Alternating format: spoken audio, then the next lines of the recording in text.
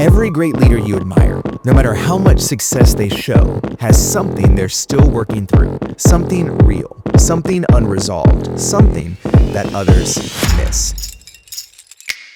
Today, we're not chasing the polished version of who they are. We're getting real about what's unfinished, the questions, the struggles, the breakthroughs behind closed doors.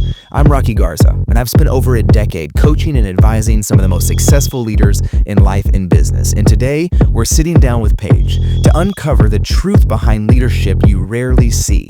We're not here to talk about the version of them you already know. We're here to talk about the version they don't always show. All right, so before we dive in, if what you hear today resonates with you, if the stories we shared, if the things that you're hearing are something that you're looking right now saying, hey, that feels like me, I just want to remind you at the end of this episode, we're going to talk about our monthly leadership training. We'll give you all the details about that, but I want to make sure that you're aware of that.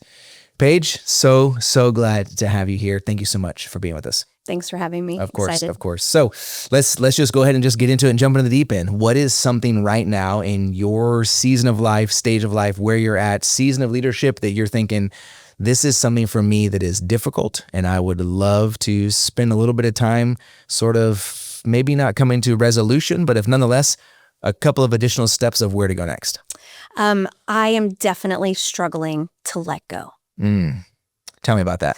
Right. So I'm a builder, Rocky. I love to build things. Over the course of my career, I have built a couple of different things. I have had the opportunity to build my own business of event planning, and then more recently have built a nonprofit. Throughout the course of my leadership in the nonprofit, I have always been in a role that allowed me to make the decisions, to call the shots. And currently, I find myself as a founder in residence, but no longer acting CEO and no longer acting decision maker. And that transition has been more difficult than I imagined it to be. When you think back to a time when you were we'll call it the ultimate decision maker. Sure. And then there was obviously some kind of transitional period to where the seat you're in now. At what point in that space did you recognize, oh, whoa, this is not what I thought it was going to be? You know, I think I'm still in a place of trying to recognize that. Okay, that's fair. Yes. That's fair. So a couple of years ago, I stepped out of the day-to-day decision-making role and was able to hire a CEO who is incredible. He is competent. He is capable. He is visionary. He's all of the things that I would hope for in a leader for our organization. And building something from the ground up means that I take on a level of responsibility, whether that is the level of responsibility that I should be taking on or not. I'll let you help me figure it out. Yeah. But I think that with that came a lot of expectation, and I put a lot on my shoulders in terms of what was mine to do. I thought a lot of it was mine to do. And over the last 2 years, I think that the struggle and the inflection points that I find myself in are still feeling like there's a lot of responsibility on me for this thing that I have created, yet knowing that they're very capable people that are making decisions day in and day out that do serve our mission well. And I don't always align with their decisions.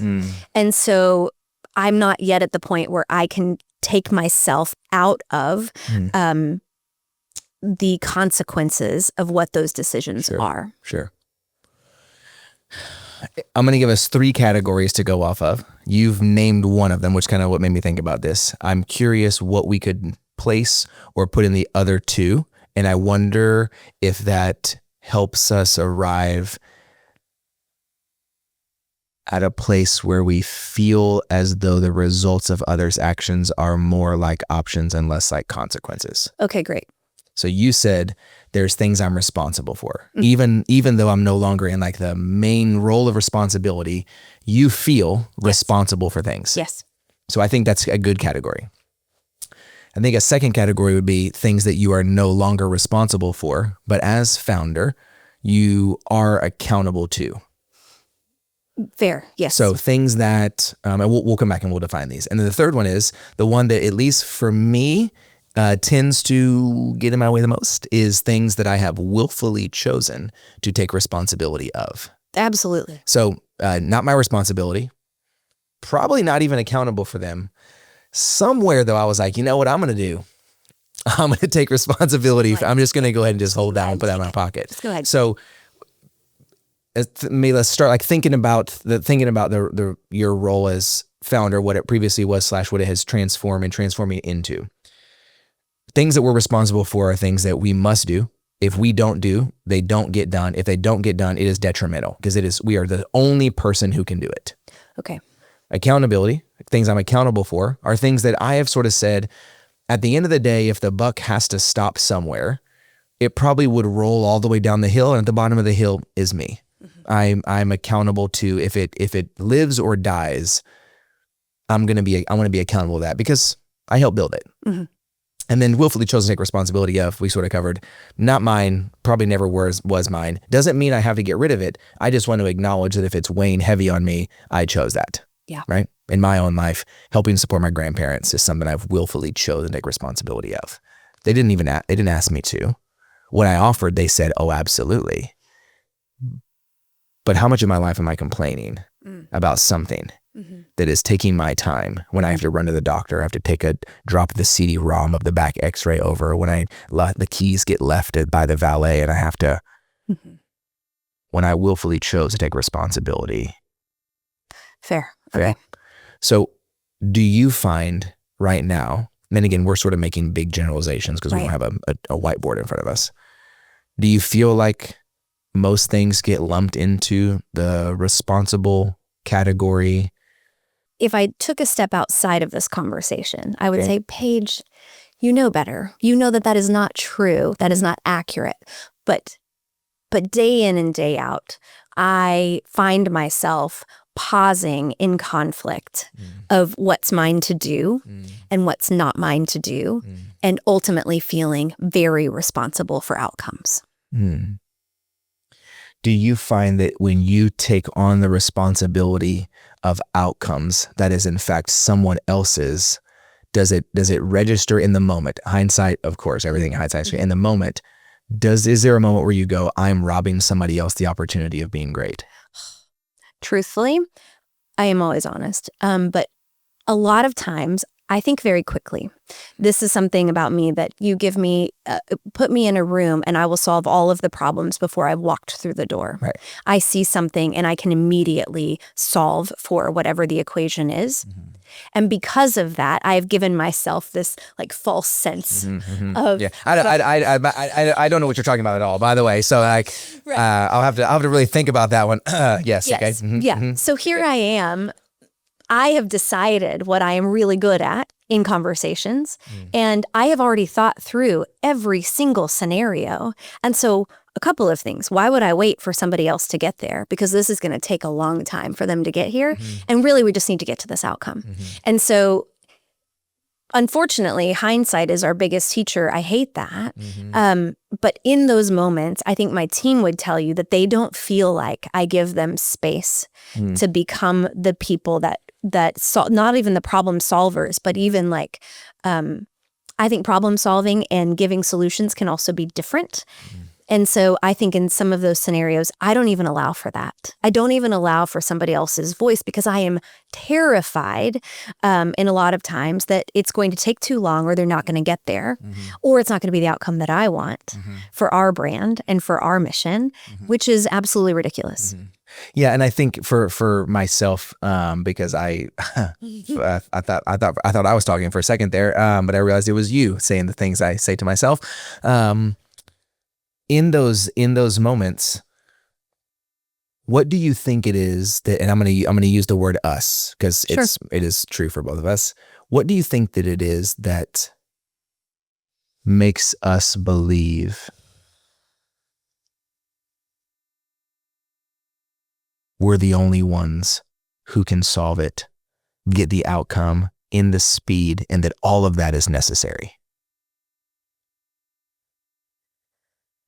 I'll break this apart into separate places because you use the word necessary. I think sometimes that I'm the only one because I have lived experience And frankly, in this context specifically, I've been there the longest and have seen us through so many different seasons. And I do probably have way more ego attached to it than I need to. The necessary part is a little bit harder for me, but I think that I derive a lot of energy from finding solutions and finding a path. And when I'm not put in that position to be a part of those conversations, which I understand why people take me out of the conversations, because there's not a conversation, right? She said it. She said, yeah, here's what's going on. And I'm like, great, there's the answer without any sort of exploring whatsoever. So I understand why people have removed me from those conversations.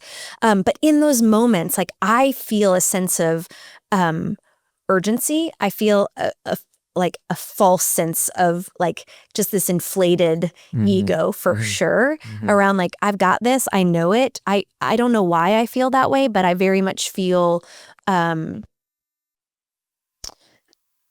do have an ego around that. That's what I would say. I'm probably not answering your question. Define ego. I know. I was trying to look for another word, and maybe you can help me with that. What about security? I think security is a part of it. I don't know that it drives all of it for me, but I do think security is a lot of it. I have done a lot of work around where I find my self-worth.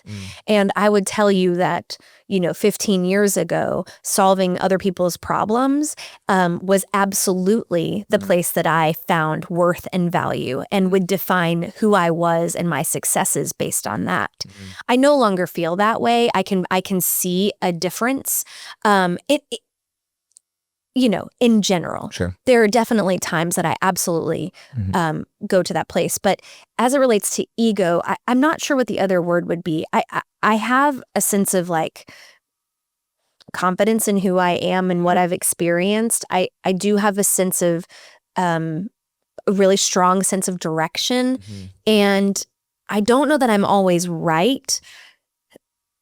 But man, a lot of times I am. I don't disagree with you. Do you find? Here's what I hear you saying. Sure. You have done a lot of work to recognize areas of your life, namely around self-worth, where you no longer need somebody else to validate something you now believe is true. Yes. I'm curious, in the moments where we know we walk away and we're like, I didn't even ask them, I just said it. In those environments, is some of the actions that you're taking driven from a place where if I can't at best occasionally prove that I am needed, will I be wanted? Yeah, this is it. Halfway through what you were saying, of course, I've already come up with, and I was like, yes, this is it. It's a sense of belonging, right? Like, I work very hard to find and to curate places where people belong. And I think that's exactly it for me. Is there space for me? Am I relevant? Do I... relevant and needed, I think, can be different. What if can you be relevant and wanted? Yeah. I mean, wouldn't that be amazing? I think right now I am relevant, but sometimes I'm unwanted. And I hate that, because I think that together, and if I could get to a place where I really could figure out how to collaborate, I think a lot of magic could happen. But I definitely am holding myself, I am holding myself back from being able to step into that space. And instead, very much, I have been told that I can kind of steamroll in conversations. And I do believe that you're right. I think it is to belong, to be relevant, to have a place, to be, I don't even know that wanted is it, but to be there. Okay, I think that's, I might even say if it's not a linear path, but if we were going to say it was needed, and then we could transition into wanted, I would say even the third step would be there. So like that's beyond, that actually has nothing to do with anybody else in the room. It doesn't. It's actually the highest belief that this is a table that there's a chair at for me. Whether or not I need to be at that table and whether or not I'm even wanted, I have built something such that there's always a chair. Yes. That's Do it. I have to consistently fight? That's an aggressive word. But do I have to consistently fight, though, to make sure everybody else remembers that that's my chair? Ooh, that's it. That's it. You know what I mean? Yeah, no, that resonates. Like, you built it. Yeah. There's never not going to be a chair. I'm worried that there's... I agree. I'm very, very worried about that. And I think that you're experiencing at times, though, the worry leads to, let me make sure and the time is appropriate to fight harder that it's there. But the only time I bet if I could call people on your team and say, give me the last 3 times that you have wished she wasn't there, it was the times you were fighting hardest to be there. Yes. I'm sure. And I said, give me the 3 times then you were so glad she was there. They would say, it is when she was with me to remind me that I belong here also. That's probably exactly what they say. They would say, God bless them, really. I think that's right. I think that there is this great fear around identity in this season for me of, building one thing and moving into something else. While there was definitely uncertainty and confusion for me around, and a lot of conflict around like my identity in that season, what sustained me and what brought me to the other side was that I was called to this work. So it wasn't as though I chose it. In fact, I did everything I could for years to not, right? And because I stepped into that calling, I think it was much easier for me to then absorb and latch onto and absorb this new identity as a founder of a nonprofit. Now, as I am in the different season and I am not calling the shots, and yes, I am still in very many ways the face of the organization, I struggle to know, like, is that the place I should be? Should I continue to show up in these ways? What happens if I am not there?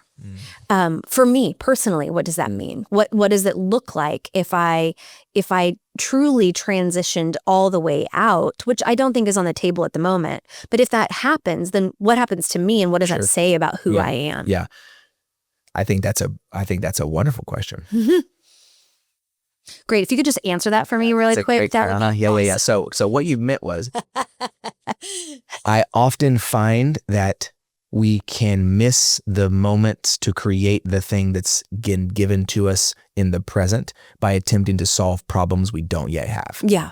And the latter part of what you described was the problem that you're going to have if you end up having that problem one day. Sure.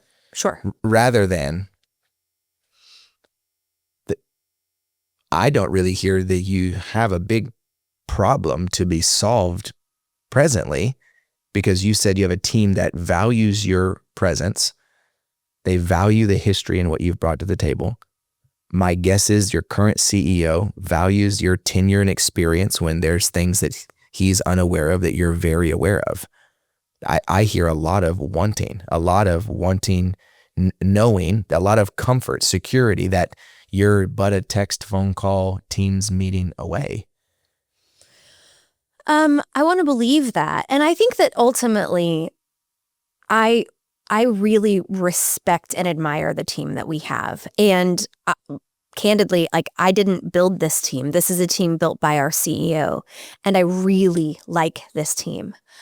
I do wonder if me being there does cause friction in the ways that, well, I know it has in the past. I know it has. I mean, I've very much had phone calls of, hey, that's not a conversation that you need to be in. Or, hey, maybe let them take lead on this. And I'm like, what do you mean take lead on this? Like, I don't even understand what that actually looks like. So those conversations have happened. And so I want to give them the credit of, like, it must be difficult sometimes for me to walk in the room and be there. Like, I don't think I'm scary. I know I'm not scary. I don't have any, it's really hard for me to tap into any sort of anger, all the things, right? So when I do come into this space, like I'm probably a pretty big personality. And so what does that look like and feel like for them? And what in that, like, I can't solve all of that, but I can do what's mine to do, right? I don't know. I just want to make sure that they see. I think you can, right. But if we would say that past performance is an indicator of future success. Sure. Past performance has been, I show up and I'm big. Yeah. So very much. Great. Well, can I join the? Let's do it. We're in the same club, right? Some t-shirts. Okay, great. Thank you. But in this current season, you still desire, and there's still some call for all intents and purposes. Like there's still a reason for you to be there. Yes. So what does it look like to be there, but not be as big? What does it look like to be there and to listen? What does it look like to be there and be that this is not the right terms, so I'm just going to make it up and we'll like, what does it look like to be the chairman of the board and not be the CEO? What does it look like to be the founder, the founder and not the? Well, it currently feels awful in the ways that I just am not comfortable yet. And I agree with you. If I continue to show up in the ways that is my tendency, we will implode. And we won't, but we will. Right. It won't be healthy for our team. And it's not fair to our team. It's unfair. It doesn't allow them the space to grow and explore. My fears are around the small things, but the small things, in my opinion, are what built something that was big and great. And so that's the tension that I hold is like, how do I show up softer while ensuring that, or does it matter if details are missed? Does it matter if details change, if the importance of a detail changes? I think it matters if you plan on spending the rest of your life managing the details. Yeah. Okay, well, I don't want to do that. I agree. I got a life to live. That feels like really hard too. Welcome. That's next week's episode. I sort of have been operating over the last, I don't know, if I'm being probably only 6 months. I want to say 18 months because 18 months ago, my entire life blew up. Like my entire professional season and career just absolutely got demolished by somebody else in a 7-minute phone call. And I basically didn't start my business over, but like had a very, very significant continue. Okay. So I'm probably 6 months. I want to say 18, but that wasn't true because it took me 12 months to get my mind around the reality of what life is. Yeah. But for the last 6 months, I feel like and this goes back to sort of earlier, you mentioned an ego. And I think we're related here going, I don't want to be in the details. And this is like a sort of working definition for myself that I think has helped keep the negative side of my ego in check while maintaining the integrity of what I'm capable of. Okay.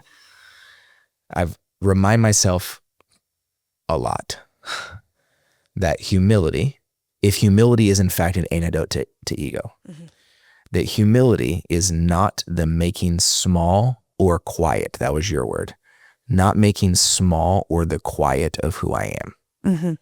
It is a full recognition of everything that I am capable of and willfully keeping it at bay until it is necessary for use.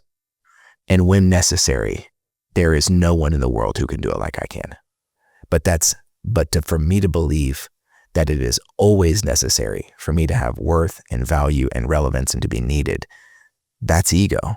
That's not what I'm going for. And so I think what made me think of that is you use the word, how do I show up quieter? How do I show up smaller? How do I show up that I don't believe there's any need for you to change the thing that is uniquely and distinctly you.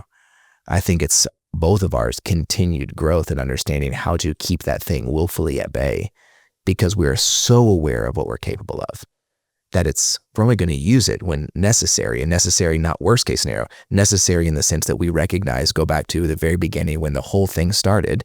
You said it's because that I was called to. I didn't even want to, but I had to. Yeah. How do we take sort of that same energy and bring that into now today with everything we know and everything we see and every way that Rocky's ever used words in somebody else's life? I spent 25 years of my life for the detriment of everyone, including myself, thinking it was going to be for good. And it wasn't. So I know what this thing can do. Yeah. Because I've seen it. I've used it, and it wasn't great. And there was thankfully a moment in my life where someone who was much bigger and stronger and more powerful than me was like, hey, my guy, I would watch it. There's an opportunity that's been given to you. You can. Oh, I hate a reckoning. I hate it. And I love it. And I'm in this moment, thank you for using the word humility. I don't look at humility in the same way. And so this definition alone will be literally on repeat for me in the car, because that's how I learn best, is just through repetition. But I think it will be important for me to continue to think about humility in that way, to keep it at bay until I can step into the places that makes the most sense for me to step into and use all of my gifts and talents, right? Because I don't want to apologize for any of them, but I find myself apologizing for them or feeling shame around it. And I'm thinking, well, why would I feel so shame around something that has been truly like gifted to me? For better or for worse, right? I have a friend who says that like your strengths are often your like biggest weakness. 100%. And I see that on repeat. And so you allowing the word humility to come in the middle of that is really helpful. And I'm sorry for the journey that you've been on in the ways that it was difficult. And I'm grateful that you also had an inflection point, because now you are able to dig in with people like me and share in some of this struggle, right? And so for the ways that probably was. Yeah. You know, I think the piece that I have found throughout that time frame, and then probably for the rest of my life, that has even been beneficial for me to look backwards at 10 years ago, 20 years ago, at moments where I didn't realize why there was so much tension or there was so much pain or conflict that I couldn't seem to resolve.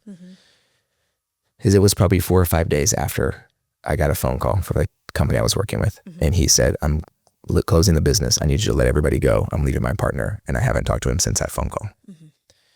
Probably 3, 4, 5 days later. And it was, what do I do and what's going to happen now? And I remember having this moment. And I don't even know where, it wasn't me. I'll be very clear about that. I wasn't sitting in my front yard like, I'm so wise. And I thought to myself, if I'm going to blame him for how terrible this is, if I'm going to blame him for what he's done to my family, if I'm going to blame him for what he did to my extended family, if I'm going to blame him for the scenario I feel like I'm sitting in now, because that's all true. The only way that's true is if I blame him for every opportunity he gave me, for everything that I saw the last 2.5 years, that I no longer coach leadership from a theory, but I'm coaching it because I led 60 people. Every person that I met, I can lead events. I could do them myself. I can create things and do it for. The only way even that's true is if the other part's true too. And I think there's this really beautiful tension as people, I think as humans, especially as leaders in any sort of business. There is an immense amount of peace to be found if we are willing to take a step outside of ourselves just long enough to say, but what is actually true? Not good, not bad, not positive, not negative. What is actually true? What's true is that what occurred was absolutely detrimental, terrible, horrific. Just now feeling like I'm not climbing out of the hole every morning to find the light. Yeah. And what a privilege it is to be able to climb out of a hole every day and find the light because of everything that I saw. And I now am a totally different person than I was early 2021. And so I think it's in the space of humility, in the space of willfully at bay, in the space of understanding ourselves. They're both true. It is awful being a founder and creating something wonderful and being in a meeting where someone made a decision that you worked 20 years to never make. And it may not be detrimental. It just wasn't your way, is really, really hard. And I bet the project still goes off, and I bet people still show up, and I bet that detail that is so vital to you, there's not very many other people who saw it, needed it, or noticed it. And both of those exist at the same time. Oof. You're right. You're totally right. You're totally right. And I do see that I do see, if I am able to get to the place of stepping outside of and looking at what is true, I do see that there is such beauty on both sides, even the side that I don't like. Sure. I think the parts that become difficult for me in this is that I feel as though I am held to a totally different standard than others around me. And I feel as though, I make a move and they don't like it. Well, we're talking about it and it's on the block and all the things. They make a move. I don't like it. It's just not the same. You're right. And this, for the ways in which I can communicate very directly and succinctly to people, not unkind. I'm never unkind, truly. But in the ways that I can get straight to the heart of something or solve or put myself in scenarios that I don't necessarily need to be in, to offer my opinions. What I am faced with in response is strong arms back. And it almost feels as though I have violated everything. That's how it feels. I'm not saying that's how they've responded. Sure. But I don't understand why the same level of accountability doesn't exist on the other side. And this is where my justice thing comes in, is like, okay, I get that I've been put in this position of leadership. And I know that that requires something different of me. When does it start requiring something different of the people around me to say, I have patience for what's going on with you right now, or I want to understand. I don't feel that. And so I think that's kind of difficult sometimes. So ask the question again.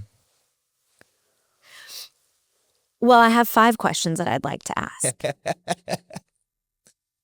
You said, as a leader, I have this level of accountability. Yes. When is everybody else going to meet me?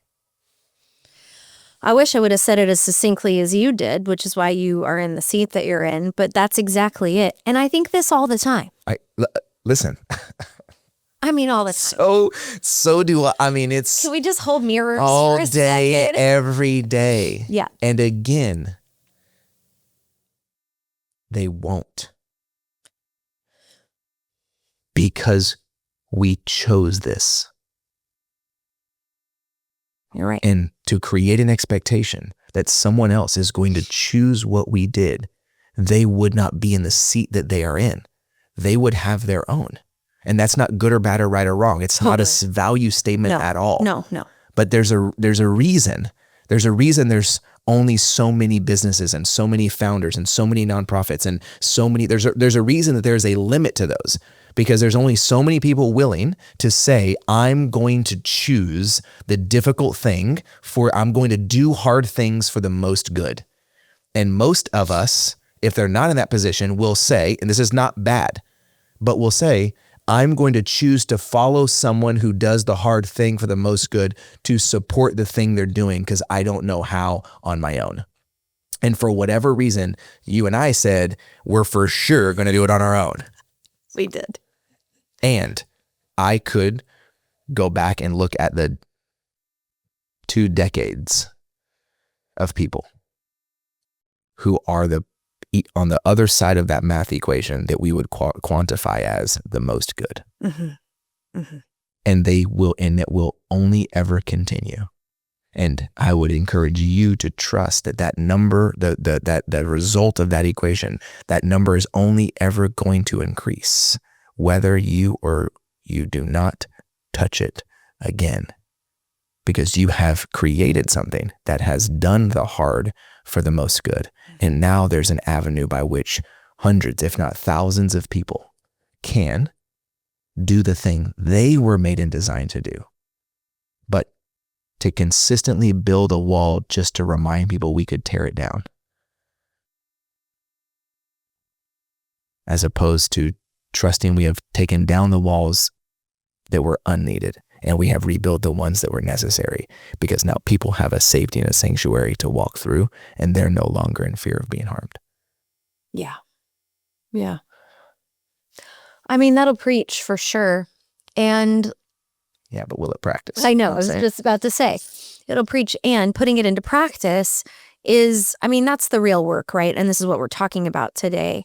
I think There are some days that I show up so excited to just be, to walk in the door and say hello to the team and sit at my desk and do my job.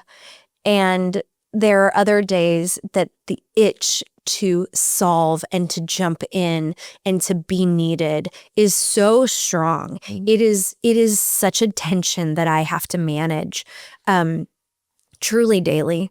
And I hope that the team can appreciate.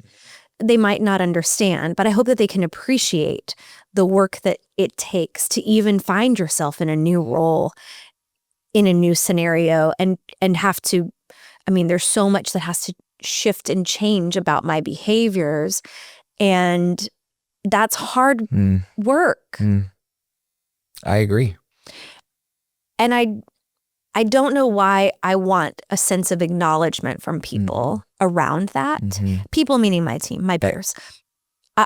I don't want it all the time, but when I want it, I want it. I want to say, like, do you see that I am giving my all right now to just be on your team?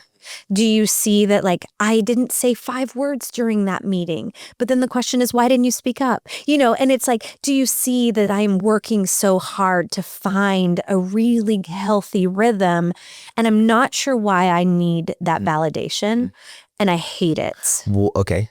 What if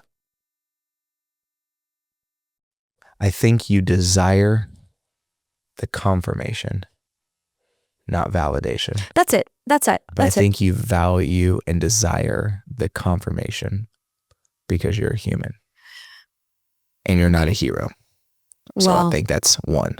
Okay. I think that part of the reason they don't give you the confirmation, which then can be translated into the affirmation, that's the acknowledgement of truth that is good. The analogy or metaphor I tell myself often when I feel how you feel is that it's difficult to ask the person that I am holding in the air how they are doing. And it's even harder for them to ask me how I am doing, lest I say that I am not well and I set them down. So most of the time, the reason you initiate the text message, you initiate the reach out, you initiate the how are things, is because you have spent the majority of your life as the initiator holding people off the ground. Therefore, to their own benefit, they don't believe that we want or need to be asked because we said, let me hold you up. Yeah. So we can want something. However, I find it difficult to, at the end of the day, when I step outside of myself, be frustrated with someone not doing the thing that I want them to do if I've never said explicitly what I want them to do and put myself in a position vulnerably to be let down. I would rather just assume you're letting me down on purpose and never ask. 1,000,000%. Because that feels a lot safer to me. Way safer. Because I'm still in control. Absolutely. And so I hear sort of, if we could go to 100,000 feet, it's your awareness is through the roof. I think for the most part, your acceptance is also pretty high. I think the action now to take in your ability to know what you know is really, how do I consistently and continually step into spaces and make my wants as valuable as my needs, even though you and I tend to not need anything. So how do we make my wants as heard and be willing to let people let us down? So that everything that's true about what we're capable of is also true about what may or may not happen for us. Yeah, that's great. That's great. That's going to be really hard, just so we can just get a baseline. Thankfully, didn't use the word easy there. Didn't use the word easy there. But I like it, and I like it conceptually, but I also like it that feels actionable. And I like action. And so it feels actionable in a way that allows me to make a decision as I literally walk through the door. And I appreciate that. I appreciate a new way of thinking about it that doesn't dissolve or dilute the contributions and the context and the wisdom that I can and or have provided in the past. It allows me to be in the space, Yeah. It gets to come with you. Yeah. It's never not with you. Yes. Yes. As long as we are okay with knowing that not everybody's always going to see it or want it, even if we think they need it. I know, my God. But so many need it. You're not wrong. You're not wrong. You're not wrong. I so appreciate you being here. Thanks. I so appreciate you being willing to chat. And I think that there's so much of what you're saying on a very human level. Yes, we want to apply it to leadership. We want to apply it to our jobs and our families. But I think on a very human level, the amount of weight and pressure so many of us feel about how to fully be us and not steamroll somebody else, but also not have to hide and my chair, my table, my thing, know that you are a wonderful example of the ability to hold the truth about what it feels like right now and the willingness to be able to say, I know there's got to be something else, not better, not worse, but something else that allows me to continue to move in the space of freedom and peace and clarity about who I am. And you have built something incredible and you are building something incredible, and we'll wake up in a decade from now and everything that we thought will have happened won't, and everything we didn't see will, just like we have for the past decade. You're right. Yeah. Yeah. Thank you. I so appreciate that. If you're listening, you're thinking, man, the stories, you're in a place going, I need to find a way to let go, but also hold on, to be able to say, how do I move forward? But also I feel stuck in all of those ways, just the way that Paige did. I would love to have you join us for a monthly leadership training. You can go to rockygarza.com/confidence, and you can check it out there. At the end of this month, we'll have our next leadership training, and we're going to talk about this very thing. So we'd love to have you. Thank you for joining us, Paige. It was great to have you. A pleasure. Yeah. Thank you. We'll see you soon.